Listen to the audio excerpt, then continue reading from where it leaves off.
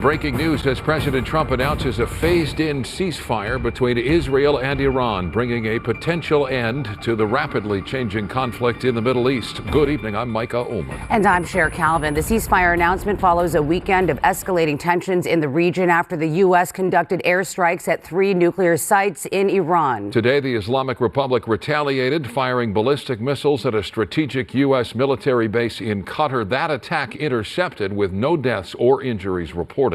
We have team coverage. Sarah Welch with local reaction. Retired Marine Intelligence Officer Hal Kempfer standing by. But we begin with Chris Wolf in the KTLA News Center with the latest on the ceasefire. Chris. Yeah, Cher and Micah, according to President Trump, the ceasefire will happen in phases, with Iran holding fire first, followed by Israel. President Trump says the official ending of their conflict, what he calls the 12-day war, will take about 24 hours.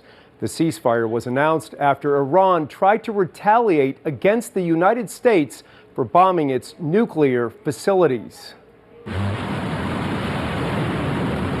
Launched and intercepted midair.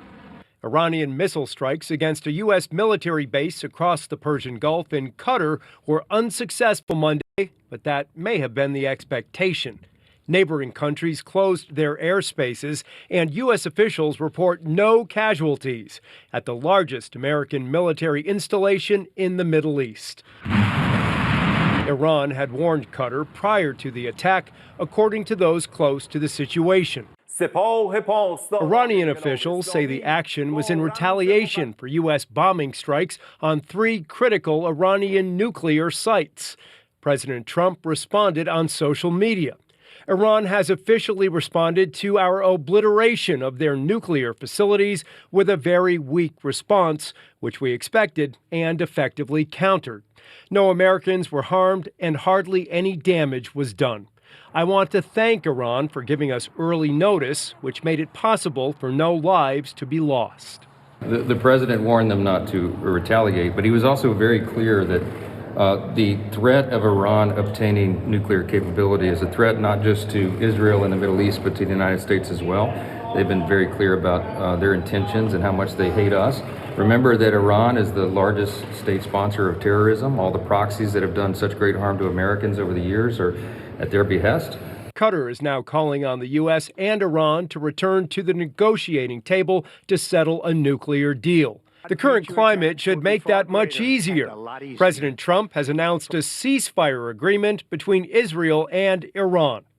Quote, officially, Iran will start the ceasefire, and upon the 12th hour, Israel will start the ceasefire, and upon the 24th hour, an official end to the 12-day war will be saluted by the world. We have to talk to Iran and, of course, to Israel about what the future holds, because while we have obliterated the Iranian nuclear program, our hope and our expectation is that they're not going to try to rebuild that program. And I think that's what the president is really trying to figure out here, is to build a long-term settlement here to where we can have peace in the region, where our regional allies and, of course, the American people, most importantly, can be secured, but where we can ensure that the destruction of the Iranian nuclear program that has already happened is not something they try to rebuild.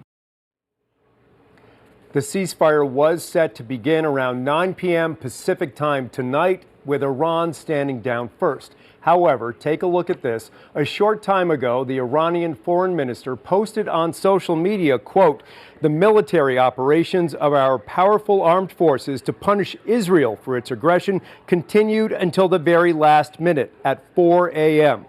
Now, that was roughly 5:30 p.m. our time tonight. He goes on to say, quote, together with all Iranians, I thank our brave armed forces who remain ready to defend our dear country until their last drop of blood, and who responded to any attack by the enemy until the very last minute. We will have much more coming up tonight. For now, reporting live in the News Center, Chris Wolf, KTLA 5 News. Chris, thank you. With more on where the conflict stands tonight, we're joined once again by retired Marine Intelligence Officer Hal Kempfer. Hal, thanks for making the time and taking the time. A lot happening very quickly. Let's begin with your reaction to the ceasefire the president announced. How significant is this? Are you surprised? And what can we expect in the coming 24 hours as this ceasefire is phased in? Well, Mike, it moved really fast. I mean, it went from reports that Al Udeid Air Base in Qatar had been hit, or not hit, but targeted by these missiles. And then shortly thereafter, you hear about the ceasefire thing.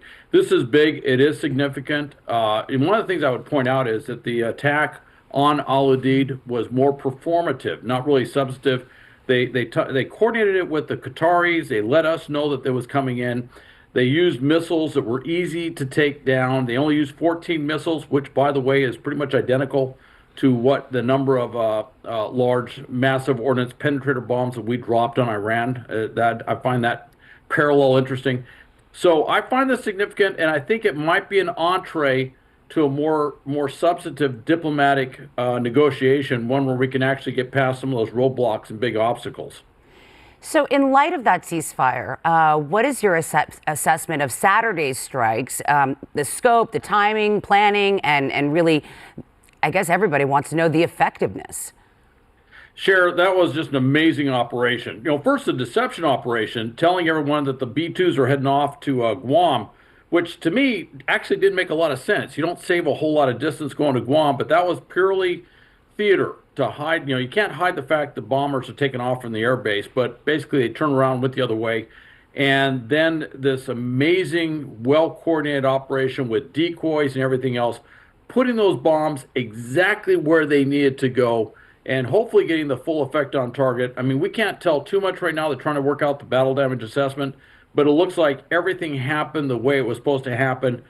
None of the radars picked up on our stealth bombers. There were no anti-air defense or air defense missiles that were fired at us. Frankly, it was by every description a flawless mission, and I think it demonstrated U.S. military technology, military capability, but also our technological capability to do things that no other country can do. Hal, you touched on this. I want to walk through this in a little more detail. Iran retaliating today, firing more than a dozen missiles at that U.S. airbase in Qatar. Most of those missiles were knocked down. There were no casualties reported.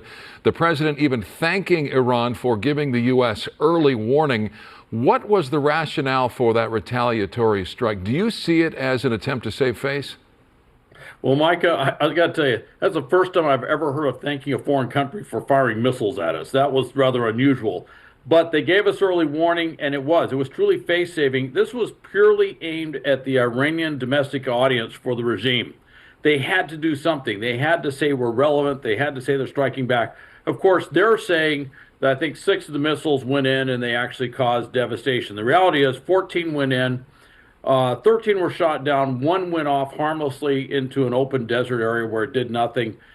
They were easy to shoot down missiles. These were not those hypersonic ballistic missiles. These were missiles that they knew were going to be able to be taken out by us. So they made their demonstration. I mean, nobody likes to see missiles shot at their base. Let me just say that.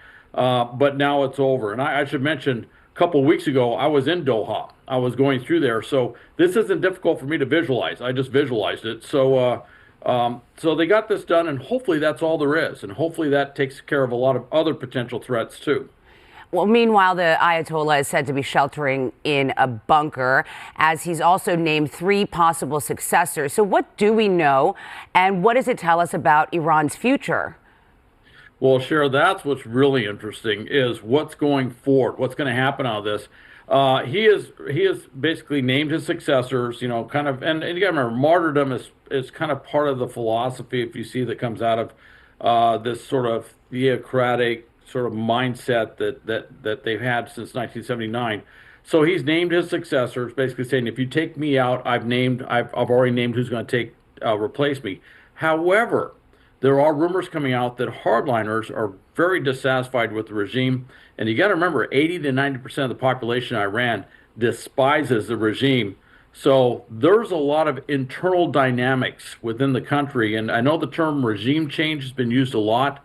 It may be less regime change from the outside and more internal that could cause this happen. And don't forget what happened in 1991 in the Soviet Union. That happened really fast, caught a lot of people off guard, and some of the same dynamics are probably in place here. All right, Hal, let's talk hypotheticals. We have a NATO summit coming next week. If the ceasefire does not hold, talk about alliances and global dynamics, perhaps Russia's role or China's role, especially if Iran shuts down the Strait of Hormuz, where 40+% of China's oil supply passes through.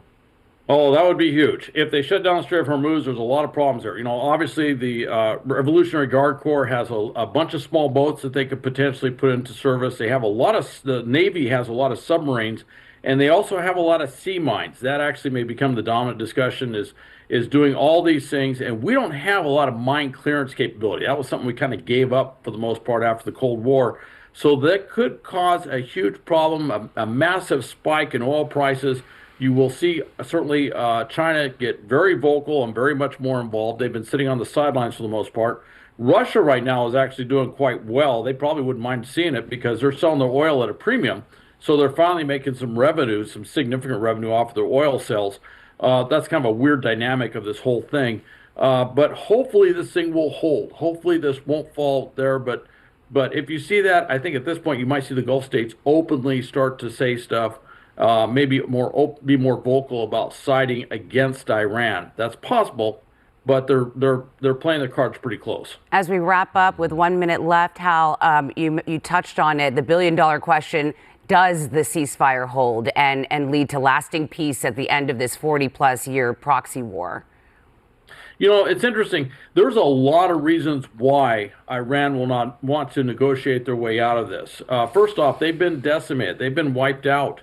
With a lot of their key weapon systems or key capabilities. Their nuclear program, as far as we know, has been seriously debilitated. I don't know about using the term obliterated. That's kind of a new military term for me, but they may not have anything left in that regard.